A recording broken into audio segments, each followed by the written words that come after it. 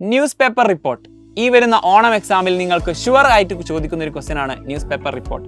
കാരണം നമ്മുടെ NCERTയുടെ model question paper അതിലുണ്ടായിരുന്നു.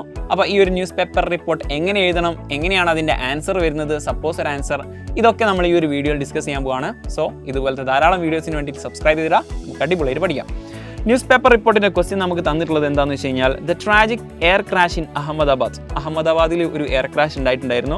Shook the nation and become the top headline in the next day's daily. അതായത് പിറ്റേ ദിവസത്തെ എല്ലാ പത്രത്തിലും അത് ഹെഡ്ലൈൻ ആയിട്ട് വന്നിട്ടുണ്ടായിരുന്നു. You are the newspaper reporter assign to cover the incident. അത് കവർ ചെയ്യേണ്ട അല്ലെങ്കിൽ അത് റിപ്പോർട്ട് ചെയ്യേണ്ട ആൾക്കാർ നിങ്ങളാണ്. And prepare a detailed newspaper report on plane crash. ഈ പ്ലെയിൻ ക്രാഷിനെ പറ്റിയിട്ട് നിങ്ങളോട് ന്യൂസ് പേപ്പർ റിപ്പോർട്ട്, അതായത് ഇത് റിലേറ്റഡ് ആയിട്ട് ഒരു ചാപ്റ്റർ നമ്മുടെ ഈ ഒരു നമ്മുടെ SSLCയിലെ ഓണം എക്സാമിനുള്ള സിലബസിലില്ല. എന്നിരുന്നാലും ന്യൂസ് പേപ്പർ റിപ്പോർട്ട് നമുക്ക് പുറത്തുനിന്ന് വന്നൊരു ക്വസ്റ്റ്യൻ ആണ്.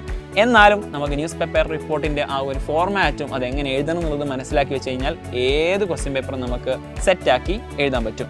ഇത് ആക്ച്വലി 6 മാർക്കിനുള്ള ക്വസ്റ്റ്യൻ ആണ്. ഒരു കാരണവശാലും 6 മാർക്ക് മിസ് ചെയ്യാൻ പറ്റില്ല. ഇതിൽ കുറേ ഹിൻസ് തന്നിട്ടുണ്ട്. അത് എയർ ക്രാഷ് നടന്നതിൻ്റെ ഡീറ്റെയിൽസ്, ഓക്കെ, അത് എവിടെയാണ്, എത്ര ആൾക്കാർ മരിച്ചിട്ടുണ്ട്, അതുപോലെ തന്നെ എന്താണ് അതിന് ശേഷം സംഭവിച്ചത്, ഇങ്ങനെയുള്ള ഡീറ്റെയിൽസ് നമുക്ക് തരും. എക്സാമിന് ക്വസ്റ്റ്യൻ പേപ്പറിൽ തരുന്നതായിരിക്കും. ഇതെങ്ങനെ ചെയ്യണം എന്നുള്ളതിൻ്റെ ഫോർമാറ്റാണ് നമ്മൾ പറയാൻ പോകുന്നത്.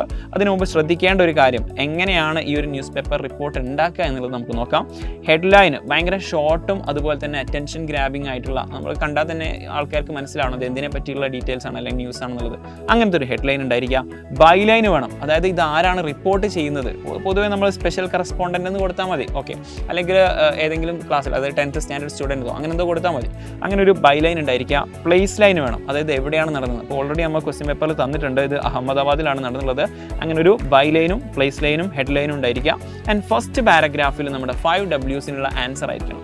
അതായത് സിമ്പിളായിട്ട് പറഞ്ഞു കഴിഞ്ഞാൽ എവിടെയാണ്, എപ്പോഴാണ്, എങ്ങനെയാണ് ഈ ഒരു പ്ലെയിൻ ക്രാഷ് നടന്നിട്ടുള്ളത്. അതായത് ബേസിക് ആയിട്ടുള്ള ആ ഒരു ഇവൻറ്റിൻ്റെ ഡീറ്റെയിൽസ് ഫസ്റ്റ് പാരഗ്രാഫ്, ഇൻട്രൊഡക്ഷൻ പാരഗ്രാഫിൽ നമ്മൾ ഇൻക്ലൂഡ് ചെയ്യാം. പ്ലസ് സെക്കൻഡ് പാരഗ്രാഫിലേക്ക് വരുന്ന സമയത്ത് ആ ഒരു ഇവൻറ്റിൻ്റെ എക്സ്ട്രാ ഡീറ്റെയിൽസ് നമ്മുടെ ഈ ഒരു ഹിൻസിൽ ഓൾറെഡി തന്നിട്ടുണ്ടായിരുന്നു.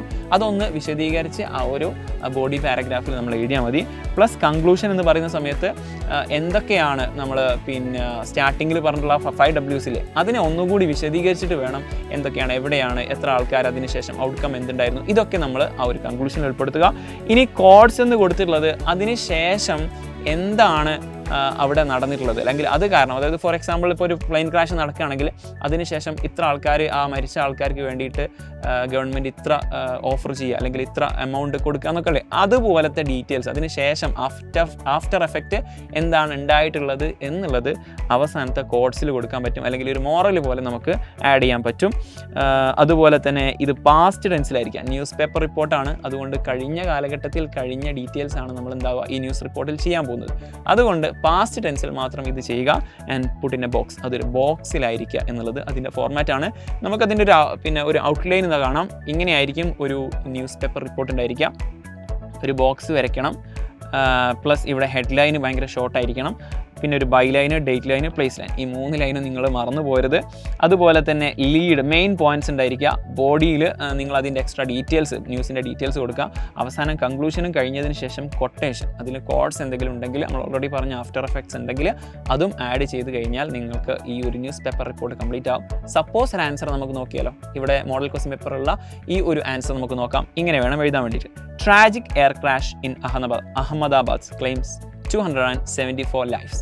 അതായത് 274 ആൾക്കാർ മരിച്ചു ഈ ഒരു ക്രാഷിൽ അഹമ്മദാബാദിൽ. അതായത് ഭയങ്കര ഷോർട്ടായിട്ട്, പക്ഷേ ആ ഒരു ഇവൻറ്റ് കംപ്ലീറ്റ് മനസ്സിലാവുന്ന രീതിയിലുള്ള ഒരു ഹെഡിങ് ടൈറ്റിൽ കൊടുത്തിട്ടുണ്ട്. സ്റ്റാഫ് റിപ്പോർട്ടർ എന്ന് കൊടുത്തു, അതായത് നമ്മുടെ ആ ഒരു ബൈ ലൈന് കൊടുത്തു. ഡേറ്റ് ലൈനും കൊടുത്തിട്ടുണ്ട്, പ്ലേസ് ലൈനും Ahmedabad July 14. A major tragedy സ്ട്രക്ക് yesterday when air India flight A1171, a London-bound flight from Sardar Vallabhbhai Patel International Airport crashed soon after takeoff at 1:30 PM. അതായത് ഈ ഒരു ഹൈലൈറ്റ് ചെയ്തിരിക്കുന്ന ഭാഗം മാത്രം നോക്കിയാൽ നമുക്ക് മനസ്സിലാവും. നമ്മൾ ഓൾറെഡി പറഞ്ഞ 5 W's എന്ന് പറഞ്ഞതിൻ്റെ കംപ്ലീറ്റ് ആൻസറും എവിടെയാണ്, എപ്പോഴാണ്, എങ്ങനെയാണ്, എന്താണെന്നുള്ളതിൻ്റെ കംപ്ലീറ്റ് ഡീറ്റെയിൽസും ഇതിൽ കൊടുത്തിട്ടുണ്ട്. അതിനുശേഷമുള്ള എക്സ്ട്രാ ഡീറ്റെയിൽസ് ഒക്കെ നമുക്ക് ആ ഒരു ബോഡി പാർട്ടായിട്ട് കണക്കാക്കാം. അതിൽ നോക്കിക്കോ, എക്സ്ട്രാ ഡീറ്റെയിൽസ് കൊടുത്ത് ഞാൻ വേറെ മാർക്ക് ചെയ്യാണ്. According to airport officials, the pilot send a mayday distress call before losing control of the aircraft. അതായത് അതിന് മുമ്പ് അദ്ദേഹം എന്താ മെയ്ഡേ എന്ന് പറയുന്ന ആ ഒരു ഇൻഫർമേഷൻ ഇത് തകരാൻ പോകാന്നുള്ള ഒരു സംഭവം കൊടുത്തിരുന്നു. Moment later the plane crashed into the BJ medical college staff quarters. അവിടെയാണ് അത് ഇടിച്ചിറങ്ങിയത്. ഓക്കെ, എക്സ്ട്രാ ഡീറ്റെയിൽസ് ആണ്. Okay, causing a massive fire and wide spread destruction ഒക്കെ ഉണ്ടായിട്ടുണ്ട് അതിനുശേഷം. അതുപോലെ തന്നെ 224 ആൾ മരിച്ചിട്ടുണ്ട്, പാസഞ്ചേഴ്സും അതിൻ്റെ ക്രൂ മെമ്പേഴ്സും. അതുപോലെ തന്നെ ആ ഗ്രൗണ്ടിലുണ്ടായിരുന്ന അല്ലെങ്കിൽ ആ ഹോസ്പിറ്റലിൽ ഉണ്ടായിരുന്ന റെസിഡൻസ് മരിച്ചിട്ടുണ്ട് തുടങ്ങിയുള്ള ഡീറ്റെയിൽസ്, അതായത് എക്സ്ട്രാ ഡീറ്റെയിൽസ് ഇവിടെ ഇങ്ങനെ കൊടുത്തിട്ടുണ്ട്. പിന്നെ നമ്മൾ ശ്രദ്ധിക്കേണ്ട ഒരു കാര്യം, ഇതൊക്കെ നമുക്ക് ഹിൻസിൽ കൊടുത്തതിൻ്റെ ഒരു ഡിസ്ക്രൈബ് വേർഷനാണ് ഇവിടെ തന്നിട്ടുള്ളത്. ഇനി ലാസ്റ്റേക്ക് വരുന്ന സമയത്ത് നിങ്ങൾക്ക് എന്ത് കൊടുത്തിട്ടുണ്ട്, നമ്മുടെ കൺക്ലൂഷനിൽ ആ ഒരു നമ്മുടെ കോഡ്സ് കൊടുത്തിട്ടുണ്ട്. അത് നമുക്ക് നോക്കാം. The disaster will be remembered as one of the most heartbreaking incidents in Indian aviation history. Indian aviation historyയിൽ തന്നെ ഏറ്റവും ഹാർട്ട് ബ്രേക്കിംഗ് ആയിട്ടുള്ള ഒരു മൊമെൻ്റ് ആയിട്ട് അല്ലെങ്കിൽ ഇവൻ്റ് ആയിട്ട് നമ്മളിത് കണക്കാക്കും. ഇതാണ് ഒരു മോറലൊക്കെ കൊടുക്കുന്നത് പോലെയാണ് ഒരു കൺക്ലൂഷൻ അവസാനം ഒരു കോഡ്സ് ആയിട്ട് നമുക്ക് അവസാനം കൊടുക്കേണ്ടത്. ഇതൊരു ഡിസ്കോഴ്സാണ്. ഇതുപോലെ ധാരാളം ഡിസ്കോഴ്സുകൾ നമ്മൾ മെഗാ മാരത്തോൺ ഡിസ്കസ് ചെയ്യും. അതുകൊണ്ട് ഒരു കാരണവശാലും നമ്മളെ മെഗാ മാരത്തോൺ മിസ് ചെയ്യരുത്.